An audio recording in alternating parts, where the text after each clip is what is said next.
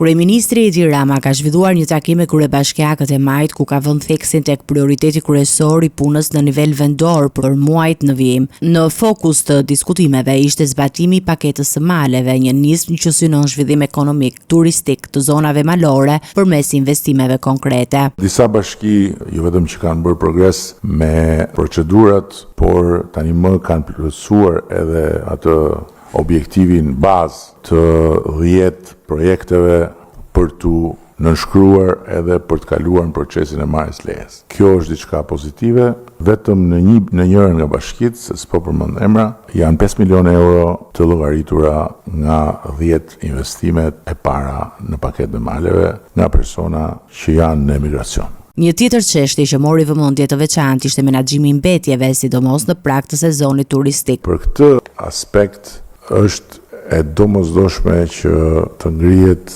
një task force mes qeverisë dhe pushtetit vendor, që për të cilën është ngarkuar ministri i Mjedisit së bashku me ministrin e pushtetit vendor për të ndërtuar një plan afat shkurtër, afat mesëm dhe afat gjatë, nga sensibilizimi masiv deri tek hapat që duhen ndërmarrë. Gjatë takimit, Rama u ndal edhe tek problematikat që lidhen me shërbimin e kadastrës, për të cilat qytetarët kanë shprehur ankesa të shumta. Ka shumë ankesa për kadastrën, por nga gjithë analiza e bërë, një pjesë e madhe e ankesave për mos marrjen e shërbimit vinë si rezultat i mos kryerjes së aplikimit në mënyrë korrekte ligjore. Dhe për ta kryer aplikimin në mënyrë korrekte ligjore duhet një njohuri juridike. Dhe këtë njohuri juridike pastaj njerëzit detyrohen shkojnë ta kërkojnë tek noter që ju marrin tarifa etj etj.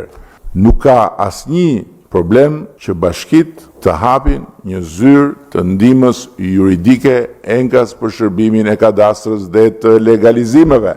Është diçka që do të lehtësoj maksimalisht qytetarët në kuptimin e drejtë të mënyrës se si bëhet një aplikim për legalizim ose për ato shërbimet kadastrës që kërkojnë aplikime pak më të komplikuara se sa aplikimi më i thjeshtë.